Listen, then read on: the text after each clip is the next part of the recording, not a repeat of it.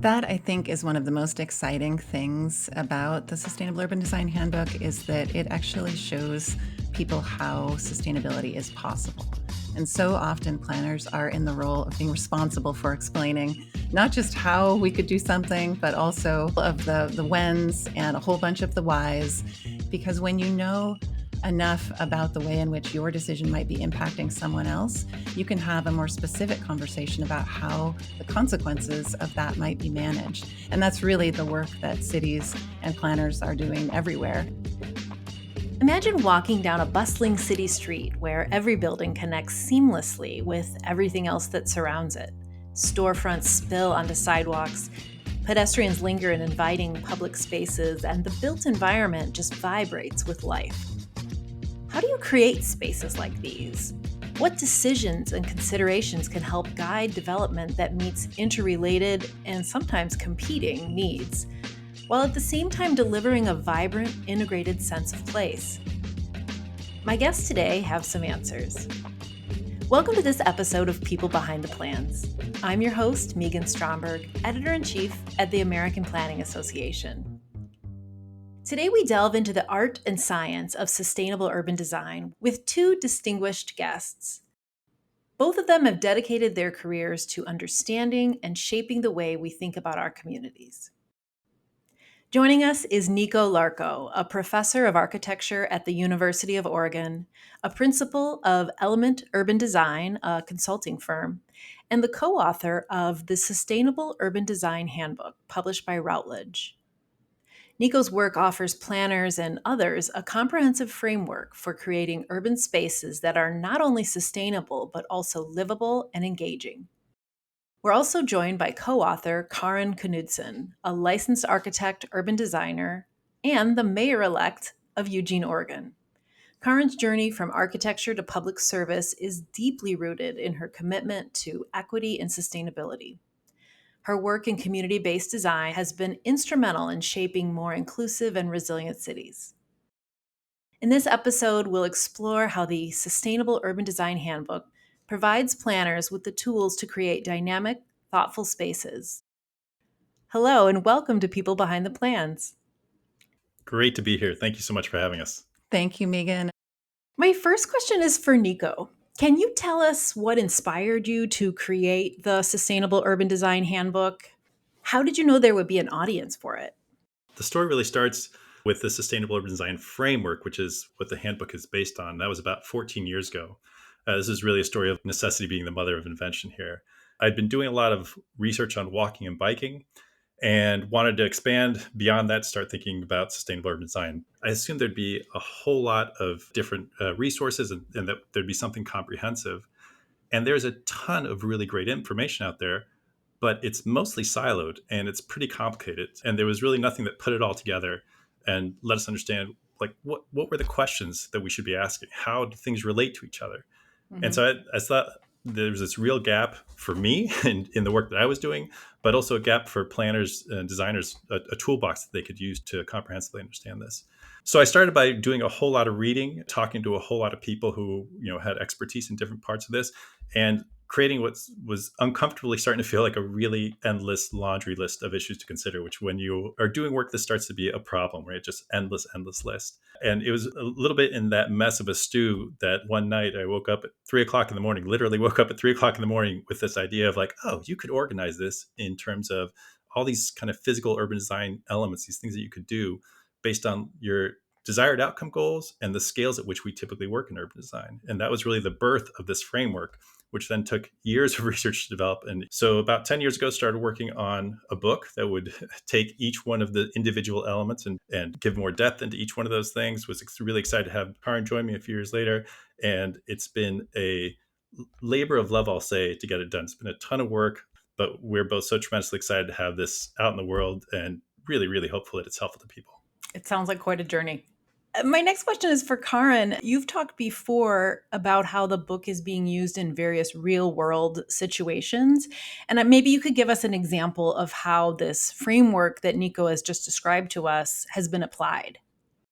Sure. Really, what compelled me in this work was that through practice as an architect and leading projects that were looking at urban design and larger scale comprehensive planning issues, it was really clear that we had a lot of gaps in knowledge, and also just a lot of gaps in understanding about the interrelated concerns that different disciplines might have. Professional fields by nature are specialized. And we were just really hoping that by putting together a resource like the Sustainable Urban Design Handbook, that it would help cities to accomplish much more coordinated and sustainable projects every time. And that, over time, as we build cities at all the different scales, that every one of those projects could contribute more to our sustainability goals. On the ground, one example is a project in Bozeman, Montana, where a new architectural project was being planned.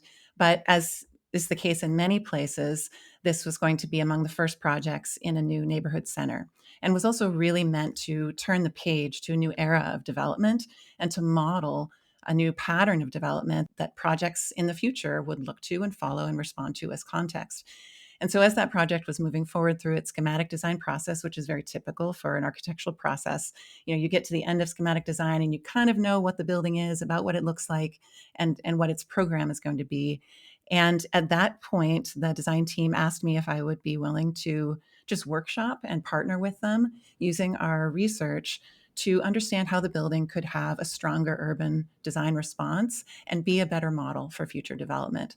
So surprisingly, given the timing of that request, the workshop was actually very influential to the massing of the building and some of its fundamental responses to the surrounding context and to what is planned for the future. And it was really instructive to me because it showed how the partnership between design teams and long-range planning is actually incredibly important. You went in working on a building and it ended up being something much, much bigger. And I think that is a great example of what this framework can do to help, particularly our audience of planners, get that comprehensive view and get in that mindset. That is definitely the case. I teach in the planning department at the University of Oregon, so I see the kinds of questions that planners and planning students and young emergent professional planners have all the time about how they can organize an urban environment when they aren't necessarily coming to that question through a design degree or from a design field. Yes. And in that way, I think the Sustainable Urban Design Handbook is a huge resource.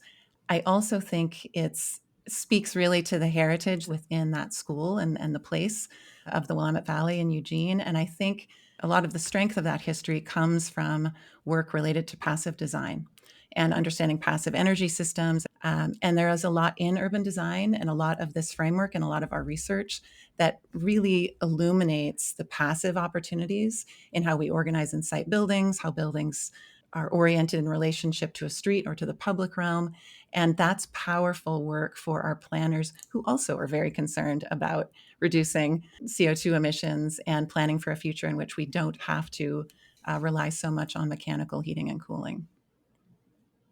Absolutely.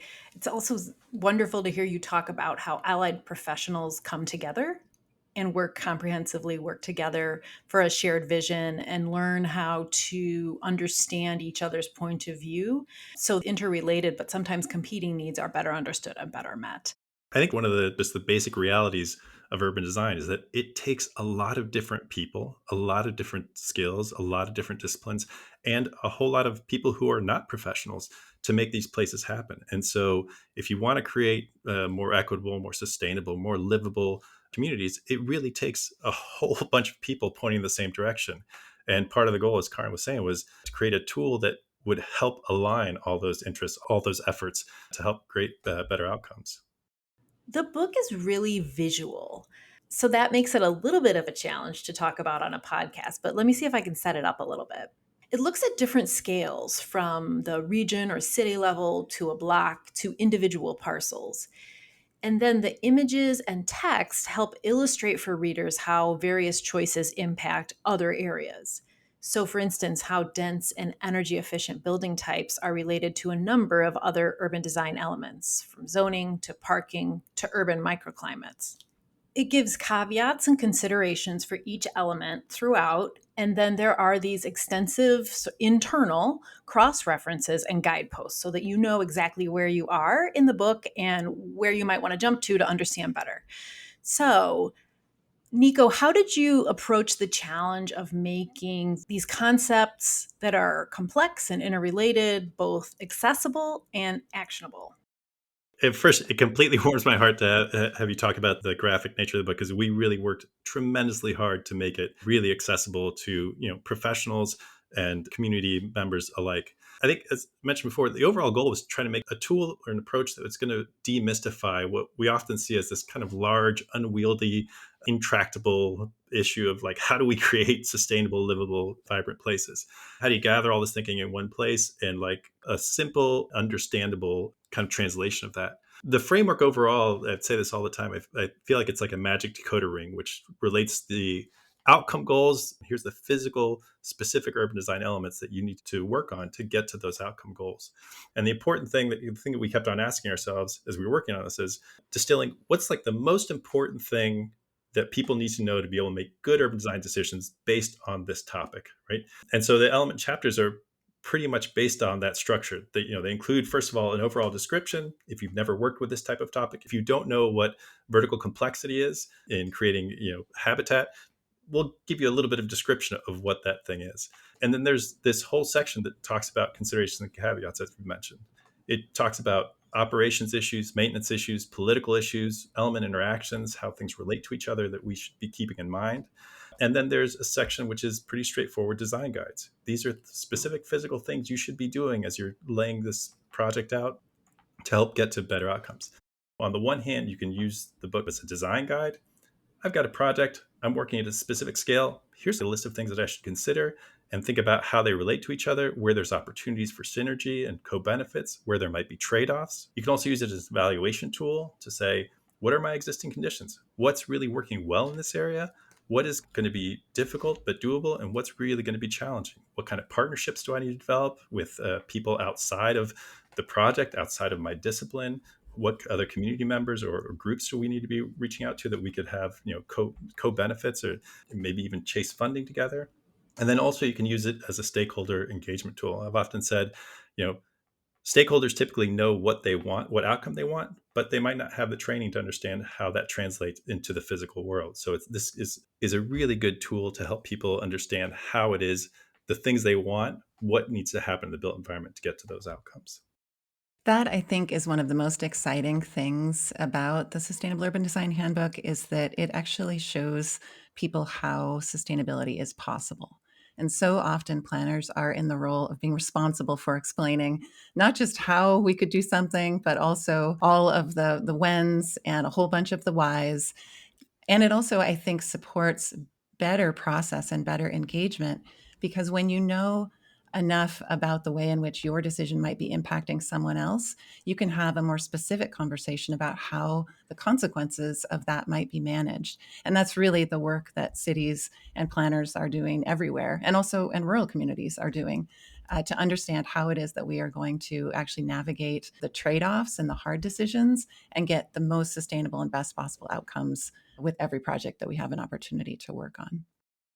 And I imagine it's also a convenient tool to help explain things to elected officials and decision makers. Kaarin, you're in that world now. You're bridging both worlds. You understand that it does take a planner to help bring all these things about, and getting people on board Absolutely. is a big part of a planner's job.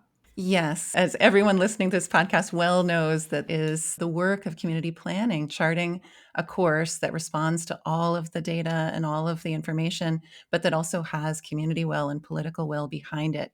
And so much of the work that we have to do around sustainability and building cities for the future that are going to be more equitable and more sociable and easier for people to live in, right? That comes down to managing change, navigating change together, and also having a really solid understanding of why it is that that change is going to be beneficial. And to be able to explain that to different audiences and different stakeholder groups is incredibly important. I have found this research to be very helpful in those conversations because oftentimes people have an idea about a particular tactic that they might understand to be sustainability. One that comes to mind from a recent conversation is green roofs. Of course, green roofs are lovely, they're fantastic. But I was asked in a large conference meeting about whether or not green roofs would be a great strategy to expand urban vegetation and support our urban forest performance. And certainly, if that were possible, it would be helpful. That's not likely in any community that has buildings that are 40, 50, 60 years old, buildings that were maybe not built structurally to withstand any kind of retrofitting like that. It's not likely to be a path. So, what do you do instead to achieve a similar or even better outcome? And I think that this handbook offers people insight to how it's not just about individual tactics, but about outcomes and values and different scales of work, and that there are many ways to get to a more sustainable outcome. Kaarin, you mentioned earlier that part of a planner's job is helping to manage change. And you both have talked about climate change and other things that are very much part of our world right now, but are definitely going to impact us in the future. How would you like to see this resource and the knowledge behind it impacting urban planning and design in the future? I do think that as we move into the future, and when I talk with people about climate change, I've said for years that, within this decade, we won't be talking about the existential crisis of climate change as much as we are talking about the localized impacts of extreme weather events and emergencies, because they are going to be so frequent. They already are. They're already happening. And I think we're going to see a shift in some of the language in our planning documentation that just reflects resilience, but also mitigation. And that there is a lot that can be done at the local level when we're talking about mitigation that really is about improving quality of life. Because when you're talking about reducing urban heat island effect, what you're really talking about is giving people access to more green space and more trees and more shade and likely more pedestrian friendly streets to walk along and more beautiful parks to spend time either watching your kids play in or actually being a kid playing in. So I think that those shifts are going to be obvious. We're already feeling this enormous need for better urban environments, or better environments generally, right? And because of sustainability issues, energy issues, climate, an enormous one, equity, an enormous one, and just creating great quality, vibrant places. What's hard is, as we mentioned early on, okay, how do I do this? What do I do? What's the next step? How do I align everyone who needs to be aligned? My hope is that this will be a tool that planners, designers, developers, elected officials, community stakeholders, everyone will be able to use this to help better understand what kinds of things they need to be doing next. It really sounds like a helpful resource for overwhelm. Yeah. Offer positive solutions to move forward and counter that. Megan, you just hit on something that was one of many hundreds of delightful discoveries in pulling together the research that this book is underpinned by. So there are thousands of research citations, which is a great resource for planners. When you're digging into, say, the issue of ecology and habitat relative to urbanization, it doesn't take long to find yourself quite deep in sciences that are very technical with very specific language that means very specific things only in certain contexts. And it was quite apparent early on that one of the big challenges in translating knowledge about ecology and habitat to general audiences and the community at large is just the specificity of language that makes it hard to be a general statement. Because we were talking about green roofs earlier, maybe they're not possible everywhere, right? Maybe that's not the path if you really do want to expand green space in service of biodiversity within your city. But the term Nico mentioned earlier, high vertical complexity, that's very influential. And if we look around our cities and park spaces, and if you happen to see most of your green spaces being primarily sod or a single species of grass with a collection of lollipop trees, that is certainly a productive natural environment. It has a role and has micro habitat occurring there, but it could be much more productive with the inclusion of areas of high vertical complexity where you have ground cover plantings and shrubs and a diversity of trees. And that actually, for cities looking to invest resources, investing in increasing the vertical complexity and the production of existing open space areas can be as effective or more effective than expanding open space networks to address biodiversity. And that example really points to there might be a bunch of different ways of trying to get to that outcome goal that you want, right? And some of them might be possible based on economics, culture, political will, and some of them might not. So let's figure out what is possible in this project. How can I move it forward? How can I build support around these things and get to those better outcomes? Well, Kaarin, Nico, it's been such a pleasure talking with you. And thank you for sharing your passion and your expertise and your positivity. I really look forward to digging more into the book. Thank you so much for having us. This has been absolutely wonderful, and I appreciate all the great work doing at APA and APA generally. Fantastic organization. Thank you, Megan, and thank you to planners everywhere who are working on making our cities beautiful places.